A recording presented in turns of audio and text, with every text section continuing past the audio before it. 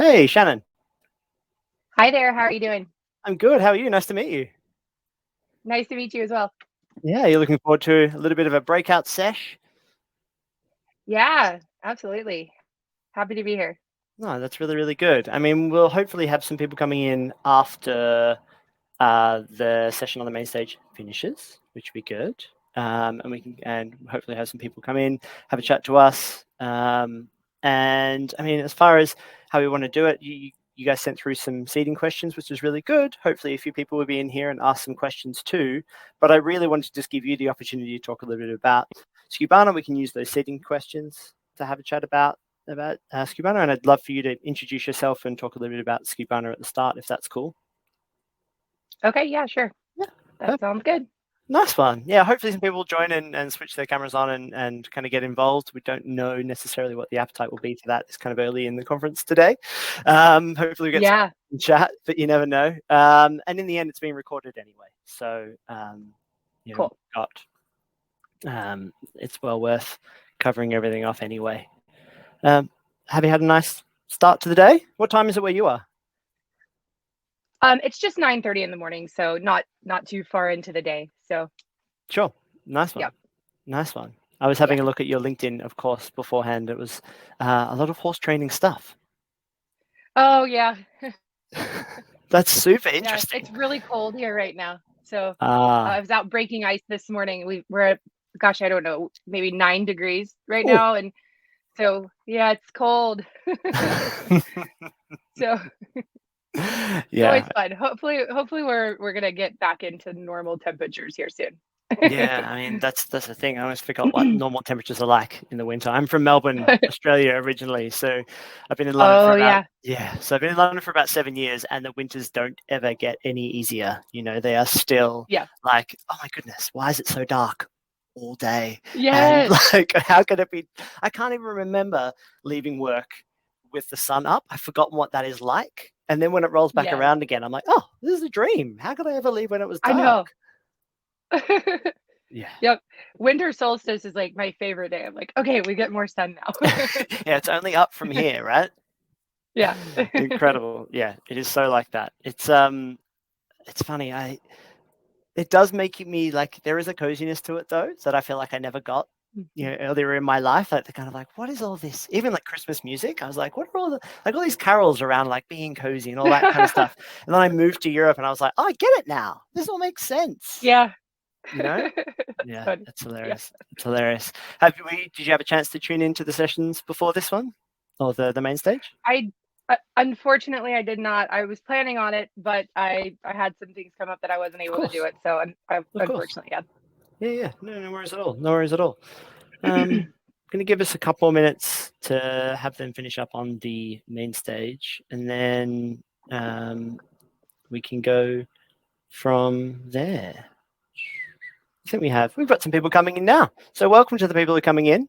We're just going to give it 1-2 more minutes. I'm Zach from Loyalty Line. I'm a marketing ops lead here. And we have Shannon Sharpe from Skubana as well. Do you want to give us a little bit about you, Shannon?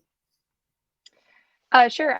I'm Shannon with Skubana. I'm an account executive with the team and just represent the sales team essentially. And Skubana is an operations platform that helps with omni-channel sellers expand across multi-channel, multi-fulfillment platforms to just kind of expand across the market and keep their inventory managed and things like that. So nice to meet you guys.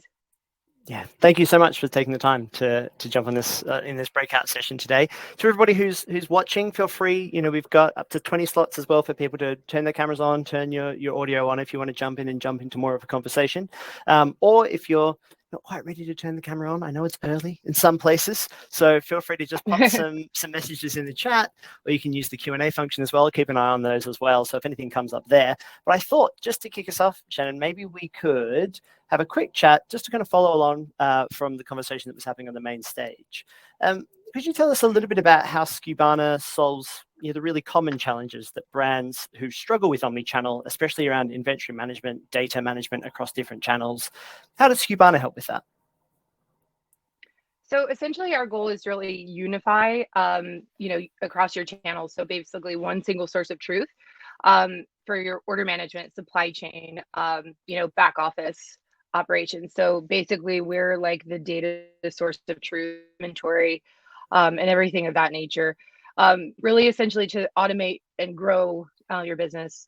Essentially, today, especially with supply chain issues and things of that nature, we really want to make sure that everything is accurate and that you know kind of where to go for that source of truth, so that you can keep growing the business, but also be accurate for customer feedback and things like that. So that's really kind of what it is. So we're multi-channel, multi-fulfillment, and then we specialize really in order management, um, and then the purchase order piece of the business. So we don't want over ordering or under ordering for the company, so that they can continue to scale. So kind of all of that goes back to like customer satisfaction in that space, as well as like keeping that business scaling. Sure, thank you. I mean, what kind of going along that single point of truth idea, being a marketing ops guy myself, like whenever I hear single point of truth, I'm like, yes, more of that, please. Like, I just want to be able to go to one place, especially if I've got omni-channel marketing campaigns, omni-channel fulfillment, I'm selling through multiple places, but my customers don't think of, or merchants' customers don't think of it that way, right? They think of the brand and the merchant, and they expect the merchant to have all of the information, regardless of what channel that as a customer they're walking through. There's nothing worse as a customer being like, well, I interacted over here in this channel, and then 3 minutes later I've come through a different channel. But it seems like those two experiences aren't necessarily connected, or you don't have my order, even though I know I came through a different channel, but you must have that history somewhere, or you must know who I am, and I've given you information. Do you see these kinds of challenges coming up all the time for prospective customers or merchants that you work with?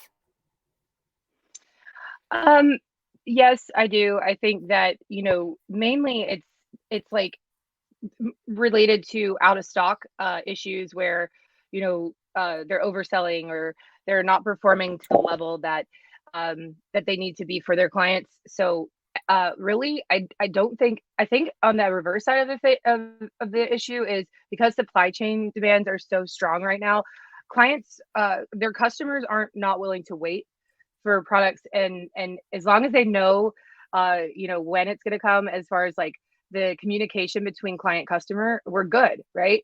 Yeah. So as long as we know the feedback to the customer, when we have that communication, we're fine. So as long as like Skubana can kind of say, hey, yeah, that order's sitting at 3PL ABC, that order's sitting on our warehouse, whatever. But yes, to your point, we do hear that a lot. And like with the tools that we can have in place with a tech stack approach, a best in breed tech stack approach, then as long as we can communicate that to the customers, our brand's customers, then we're good to go. Yeah, it's a funny situation we find ourselves in, right? That as merchants and customers, the table stakes are a little bit higher now for all e-commerce merchants. There's an expectation, having gone through, well, still going through a pandemic, but a lot of brands going D2C and way more customers coming online into e-commerce. Their expectation from every merchant is pretty much like, well, I expect to know exactly where my order is, down to the 3 meters squared or 3 feet squared, essentially. Like, I want to know it's arriving right away. I want to know where it is. I want to be able to track everything about it. I want a really seamless experience across channels. And I want to be able to get it now. And now we're faced with, well, just recently and probably for a little bit further, we've got supply chain issues globally. And so we've got brands who have that, there's intent in the market from their customers, but they're not able to fulfill that. We've got a question in the chat here. How have you seen retailers adapting to the shipping and fulfillment challenges of the last year, or even the last few months, especially over Black Friday, Cyber Monday, into Christmas, and now in the new year? That's a great question. So really, there have been some amazing tools developed that have partnered again with our platform specifically for supply chain, communicating with the vendors to then be able to communicate with the customers, and really just be transparent. I think that's the biggest thing right now, is just transparency. As long as we have feedback and there's a good feedback loop and everybody's communicating with everybody, then we're good to go. I think people have to understand patience and in this kind of new world that we're living in, but everything still has to be fast and clean and crisp, right? So it's like kind of an oxymoron, but we're still doing the best we can, Yeah, So, you want to transparently be able to tell your customers that everything is great and fine, but then there are some circumstances where, I mean, is it? I know merchants that will be difficult for them though sometimes to be transparent. Is it about the timing of that transparency? Is it making sure that all the information that's kind of available? Should you make more information available to your customers then in those circumstances? I think as much as possible for sure. And if it's going to take, and that way, I think that again, the long and short of that is, as long as the client knows how long it's going to take or whatnot, then they can make a decision, right? Maybe they don't want to wait for an extended period of time to receive their item. Maybe they do. But as long as they know, then they're good to go. And then again, the other piece of that, to Molly's question, is really that retail, locations have shut down. Everybody's obviously moving more towards the e-com model.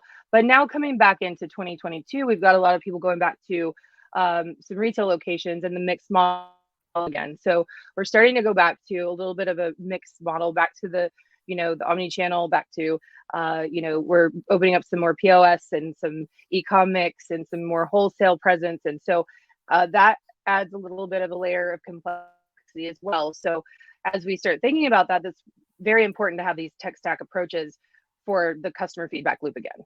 Sure. And have you got some, or can you think of any? Well, I'm sure you've got heaps of good examples, but how does implementing something like Skubana and kind of at what stage would you do it? But how does implementing something like Skubana help merchants make sure that they are giving the best information possible to their customers across, especially as you said, you've got multi-channel, omni-channel. We're going back into high street or shopping center retail. How can Skubana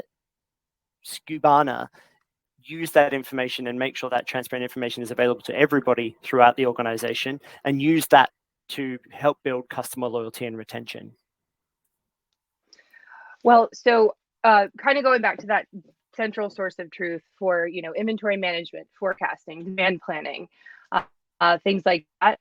If they know their inventory, just like all in one place, then there's like just more transparency inside the organization, so that they can stay lean, they can stay agile, and then they can make good decisions within the business, so that whatever needs to be done as far as like expanding their presence, and then they're good to go. But they're going to be able to accurately meet the needs of the customer better, because they have that single source of truth. So as far as implementing a solution, I've seen over the years just people waiting way too long, and then there's problems. So it's a much harder situation to implement a solution when you have problems versus when you don't. So I'm always of the school of thought, if you're going to start a business and you need a solution in place, get the one that's going to scale with you, because replatforming is way harder and way more expensive than just getting the solution that's going to scale with you. I've seen it happen too many times. And I've also seen situations where people will get a solution that's way too robust for them and they never go live. So it's always just hard to have like the right solution that's going to scale, stick with you for a while, and then maybe you scale beyond that, but you have to just kind of make a really good choice for what exactly fits your needs at the time that's appropriate. But I would say the sooner the better to get a solution in place. Yeah, I think that's a great point, because the amount of, especially in the last couple of years, and it can be a bit of a double-edged sword too. We've seen some merchants have surprising explosive growth. Some product. I hope it happens to anybody who's listening who's a merchant. I hope it happens to you next week. That you have that product or that experience that goes viral. But it just takes one influencer or one great piece of PR or something like that, and suddenly the product is the hot ticket. Everybody wants it. And when your tech stack and your automations don't scale with that kind of demand, mixed with, as you were mentioning, things like understanding what you're being able to forecast some of that demand, being able to understand how much product you have available at any one time. You don't also want to be getting a sudden huge demand swell for product that you might not have in your pipeline, or that you might only be able to facilitate a little bit of time. So do you think it does make sense then to when I'm looking at my own business and trying to decide on where I can automate, where I can make improvements with my order fulfillment and in my tech stack, what should I be looking at? Should I be looking at kind of like my busiest periods times 10 or like something like that? Yeah, that's a good thing to think about. I think there's lots of ways to look at it. I think it's kind of like, what is the future plan for the business? What do you hope to be at year two? I mean, even where do you want to be in 6 months from now? But e-commerce is weird. I mean, I've seen businesses like in 30 days hit a boom that they weren't expecting and they weren't prepared. So it's just I think if you have a business in e-commerce, you need a solution. I mean, that's just my 100% opinion on it. And most of these solutions, like even Skubana, it's not cost prohibitive. It really isn't for a business that's going to go multi-channel and multi-fulfillment strategy, even multi-channel. It's really not cost prohibitive to get in place. But there's lots of great solutions out there. And the great thing about our industry is that most of the great people in our industry will recommend another solution. So if you come to a sales rep, we're really consultative and we take that approach. And so it's one of those things where it's like, hey, you know what? I don't think this is the right one for you. Let's walk through a process. Let's talk about what you need. And it might not be this particular solution, but there's lots of great solutions out there that might hit a price point that would help them scale in that direction. So that being said, there's always going to be something that fits the need. Yeah, and you really, I mean, we hear that for solutions, not just in order fulfillment, stock management, ERP, that kind of thing. It's kind of everything to do with your own business.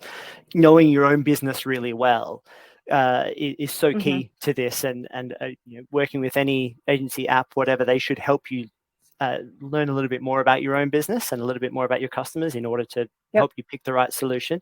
On that note, then, about thinking about your own business or thinking about your own processes, who in the business or who in my business should take responsibility for how we best fulfill orders, how we best work with our customer base so that they understand what information is available and how to keep them loyal?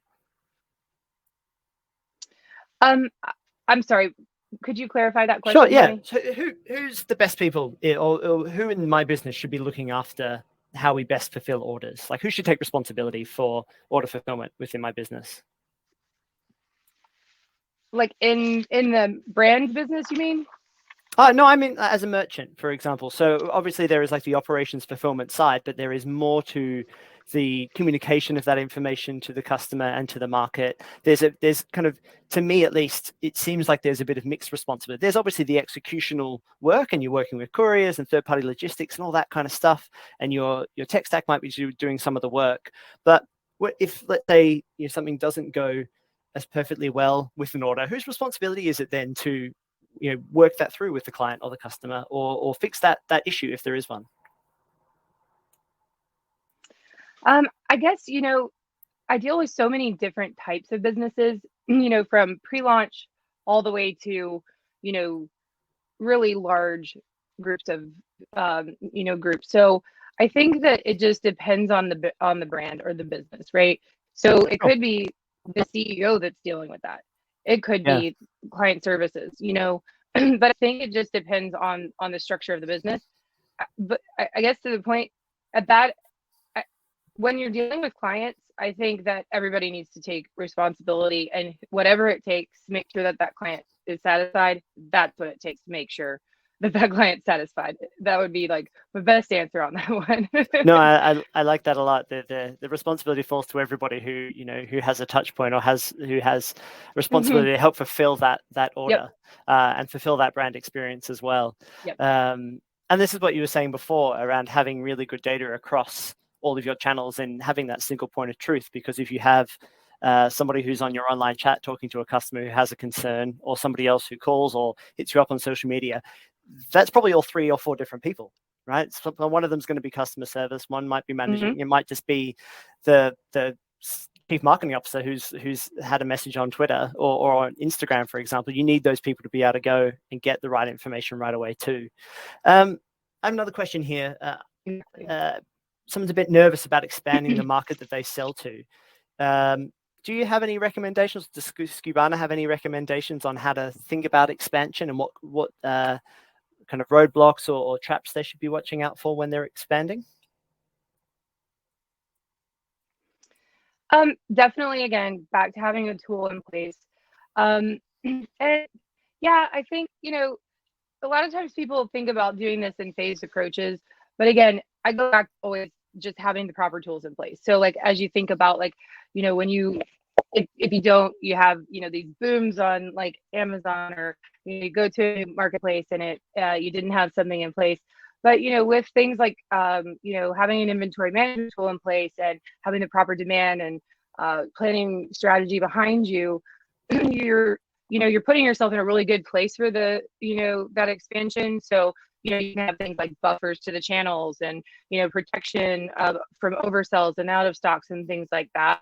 And just strategies behind you. But I also think it's really important to have a good team behind you, because we have, like, it's not just about having the tools in place. It's having a good client services team behind you with those tools in place. And a lot of times there are solutions that are really great solutions that don't have good customer service. That's very important. In fact, I just went through this with my mother. She was implementing a new solution for her business, and the client services team was not that great. So I was having to help her, and I was like, I don't even know this tool, but I was like, I pride our team in having great client services, because when my clients that I walk through the process of coming on to Skubana, they go into this amazing onboarding experience, and I'm very happy because the feedback loop is so good. But if you don't have that, when you go live with a new strategy and you don't have the support of the team behind you for questions on, oh my gosh, I don't know if this is going to be a good idea, or how do I plan for this, that's a little troublesome. So that would be my suggestion too. Yeah, so making sure that the people who have the tools are empowered to use them, but also making sure that the people who are using them are as trained up and as positive and as bought into the brand and know what good customer service or good experiences look like. I mean, you touched on Skubana's onboarding there. I'd love to know a little bit more. Is there anything you could tell me more about that onboarding experience and what makes it, how does Skubana onboard their merchants? Because it's complicated. It's a complicated, so not to say Skubana is a complicated solution, but it can sometimes be, I'm sure, to some merchants, a part of their business that they either don't know a lot about or doesn't come naturally to them. So could you tell me a little bit about how Skubana helps new businesses onboard Skubana itself? Sure. So we have a really thorough evaluation process. Right. So during the sales cycle, we will evaluate Skubana with them in a very consultative approach. So it's more or less kind of walking the client through that evaluation process, right? Because we don't know if it's going to work either, and we don't take the approach that we do. So so basically, it's kind of going through a demo, but then also like a workflow review to get them to the point where, if it makes sense, then we move forward. But after that workflow review, excuse me, then the notes that have been taken from all the stages of evaluation, as long as that might take, will be handed off to their implementation manager. And then the implementation manager will create a plan for them moving forward. And that being said, implementation with Skubana is about 4 to 6 weeks. Could take a little bit longer, but it's really not that extensive of a time frame in terms of software. So yeah. But as far as, I mean, 4 to 6 weeks, I've seen things go for other solutions like way longer. But our team is pretty diligent in terms of trying to kind of keep it condensed, but also really thorough. But then after implementation, they have account management following them along to make sure that they have a point of contact. We have client services, and we're always, really tweaking that process to make sure that our clients are very, very well attended to, because it's important in this industry to have a point of contact. It's important to have, someone that you can call. So we have really good customer service in terms of email, chat, and phone support. But then, that point of contact. Yeah, I mean, I'm always impressed in anything, if I can assess a problem and be able to make a change in a quarter or less, there's no reason to not go and do that then. You mentioned actually at the start of the call, or in the middle of this session, actually, that customers moving back into offline channels again, and merchants probably having to, some merchants, it might be the first time that they might have started online and now they're thinking about offline. Have you got any tips for how merchants can connect their online and offline experience together and make sure it's really good for customers? Yeah, I think, for majorly just having a good point of sale that connects, if they want to share the inventory, right? But I think like in this day and age, like you're gonna have to, because of the supply chain. So making sure your inventory management is talking well with your point of sale system, and everything is kind of like communicating well and getting a good strategy in place, because I think sometimes people don't realize that that has to communicate and needs to be structured well. Sometimes people don't want like maybe the point of sale to communicate to their inventory management solution, and they want it to communicate in a certain way that maybe wouldn't be recommended by like a best practice, right? So I think when teams are recommending best practices, I think people need to be a little bit more cognizant or like aware and listen to those recommendations so that it can kind of flow a little bit better. Sure. Well, I mean, you mentioned good strategy. I mean, I'm the same. I love a good strategy.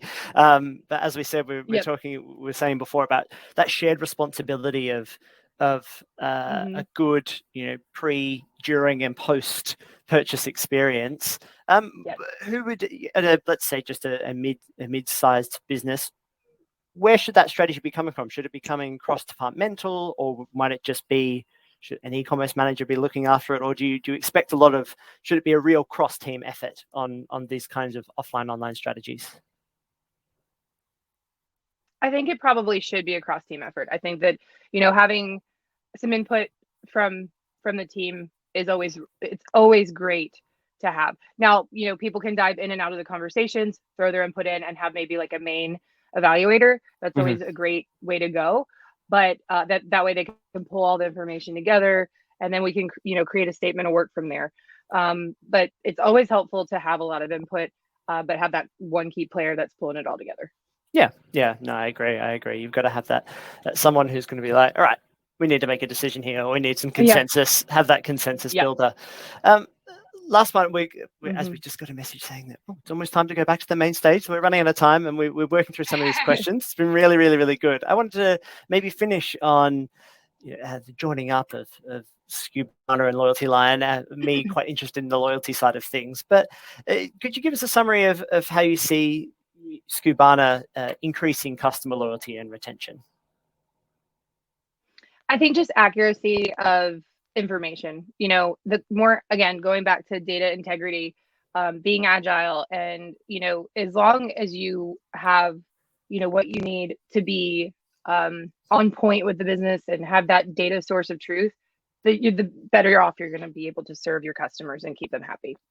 Yeah, of course. I mean, that's, as we said right at the beginning, as long as customers know what's happening, or you're enabling your staff to be able to communicate that to your customers, prospective, new, returning, whatever it is, then I'm sure that they'll be able to make better decisions and feel they're working with a nice, honest, genuine brand, right?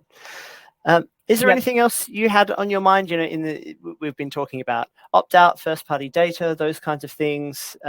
Is there anything that you'd like to touch on, or let the listeners, audience, attendees, people who might be watching this in the future on a recording, what kind of stuff is on your mind recently? I think I would just like to say, I think it's been amazing watching through the last couple of years how brands have been able to utilize this opportunity to continue to just service their customers, right? Like, because e-commerce has just been amazing in this transition with all that's been going on. So just taking that opportunity to be in the industry that we are in, and really be able to continue to do what we do. It's been really awesome to help clients expand their brands and do it well. We're just lucky to be in this business. Yeah, I love that. And a nice positive message almost to finish on, right? That it's an innovative space that's moving quickly. We can learn new stuff every day. That's really good. Is there anything you'd like to leave us with about Skubana? Maybe how, what kinds of challenges people might be coming up against that would give them reason to come and have a chat to you, and how they can get the best ways to get in touch with you as well? Sure, absolutely. So if I mean, if there's any kind of issues with inventory management, demand planning or forecasting, connectivity to different warehouses, anything like that, give us a call. And simple as that, Shannon@Skubana.com is my email, and feel free to contact. Amazing. Thank you so much, Shannon. It's been a real pleasure speaking with you. And thank you, everybody, for jumping in this breakout session. I hope you all hang around, jump back to the main stage for our next session, which our next panel, actually, which is going to be really, really awesome. Connecting to Convert, I think, is next. I'm just jumping around my own screen trying to find it. So have a lovely rest of the day, everybody. Shannon, I hope you have a chance to catch some more panels soon. And we'll speak to you again really soon. Thanks, Zachary. Cheers. Bye.